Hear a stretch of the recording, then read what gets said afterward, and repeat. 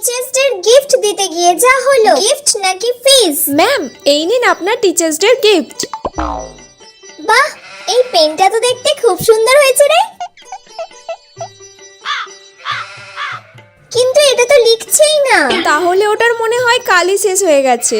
দেওয়ার কি দরকার ছিল তাহলে পেনটা? ম্যাম, আমি কিন্তু এই মাসের ফিসটা ক্লিয়ার করে দিয়েছি। ও, আরে পেনটা তো এবার গড়গড় করে লিখছে।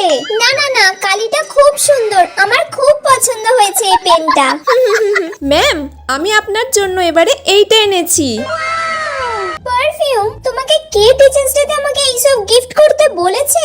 আমার এইসব চাই না, আমার যেটা দরকার তুমি আমাকে শুধু সেটা দিয়ে দিলেই হবে। তুমি আমার ফিসটা মাসে মাসে দেওয়ার চেষ্টা করো। হ্যাঁ ম্যাম, মনে হয় 2 মাসের ক্লিয়ার নেই। 2 মাস?